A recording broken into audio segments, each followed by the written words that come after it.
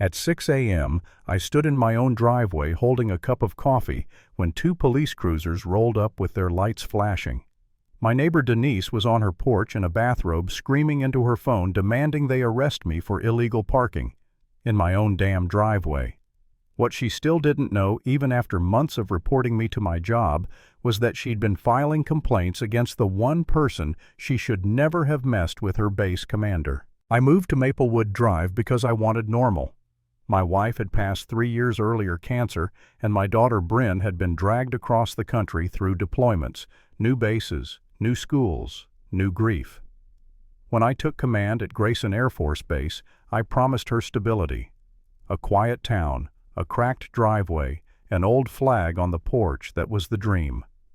And then, on day 2, Denise appeared like a storm cloud peeking over the property line with a smile so tight it could slice drywall.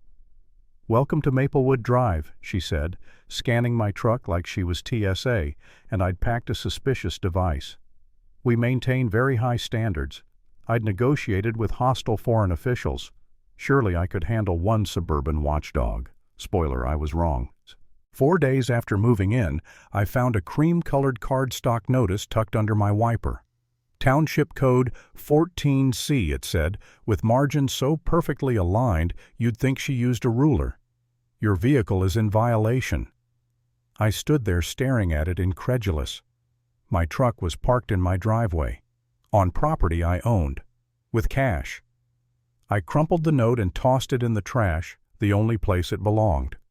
The next morning, a zoning inspector knocked on my door, tape measure in hand, looking like a man who'd seen too much nonsense in his career. After a few measurements, he sighed, leaned in and whispered, "Sir, you're fine. That woman next door, she's run off 3 families in 2 years."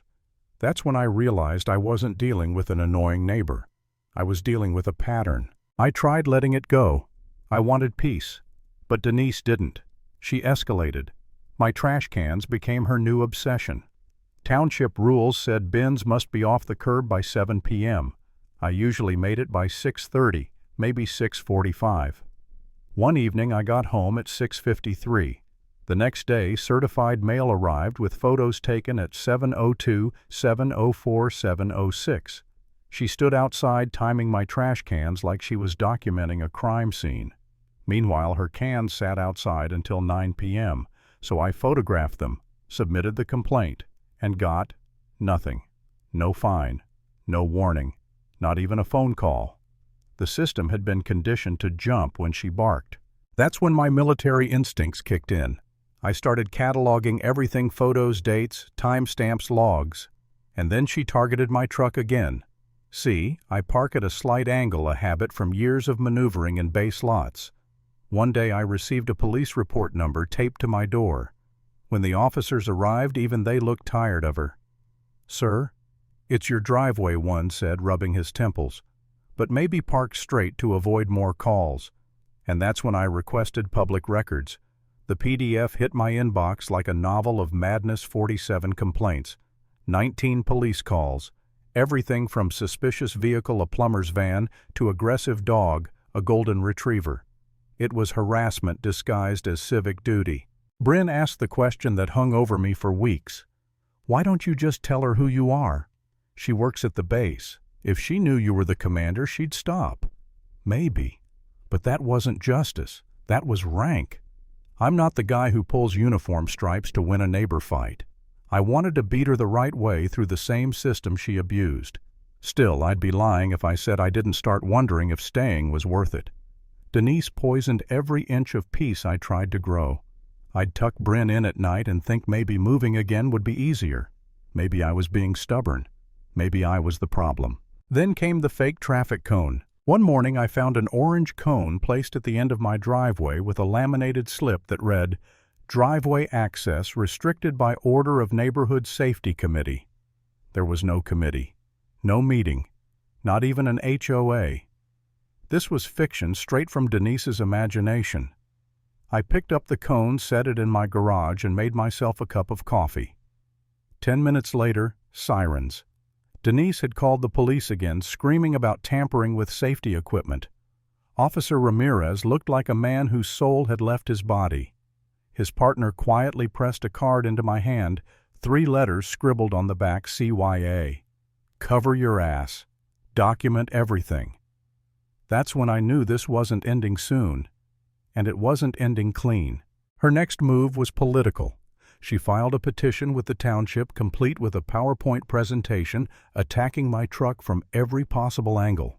Every slide was a surveillance-style photo of my driveway. She spoke like she was unveiling evidence of a national security threat. The councilwoman shut her down in 3 minutes flat. He's parking on private property, ma'am. Petition denied. Denise's face went purple. She stormed out like a villain leaving a stage she believed she owned.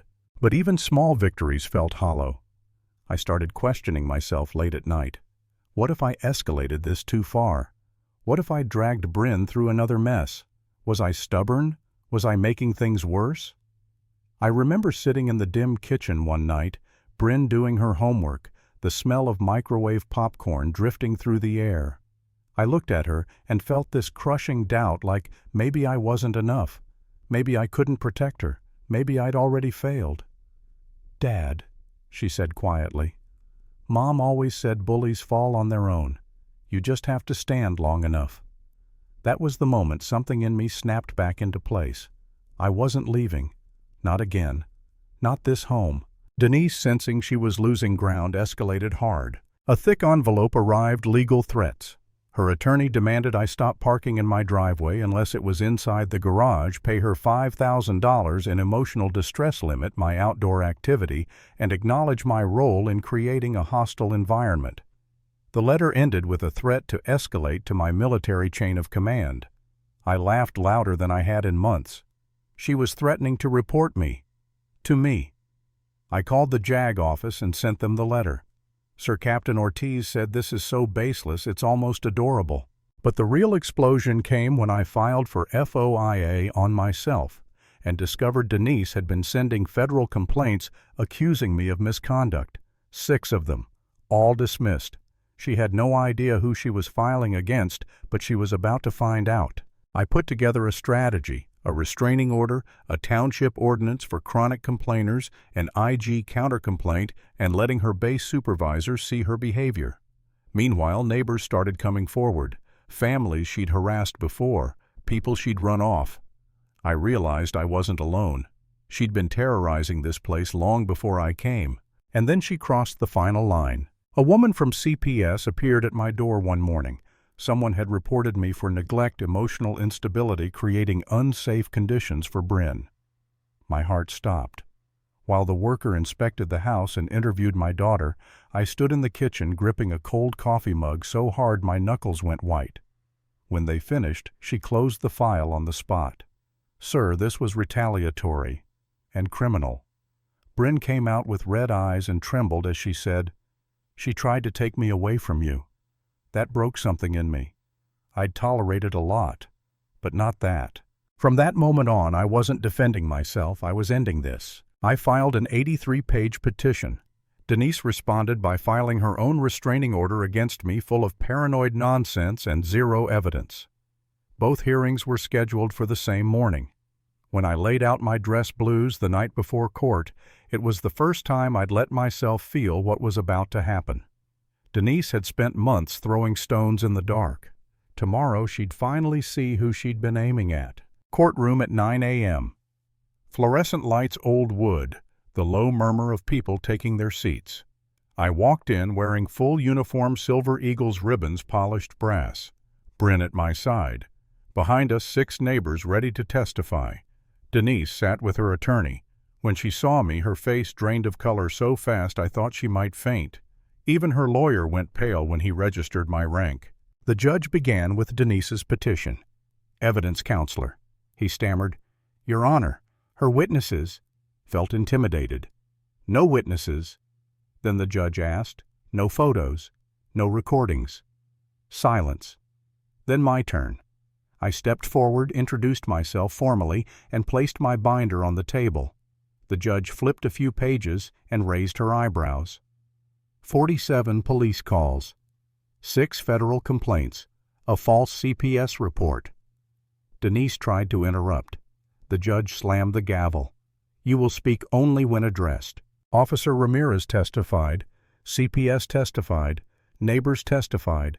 Every lie Denise told crumbled piece by piece until she was sitting there shaking, staring at the floor. And then came the moment everything snapped into focus. Mrs. Kelp, the judge said, "Were you aware the individual you filed federal complaints against is the installation commander, your ultimate supervisor?" The room went still. Denise's mouth fell open. She whispered, "He never told me." The judge leaned in. "He didn't have to. You had every opportunity to verify your accusations.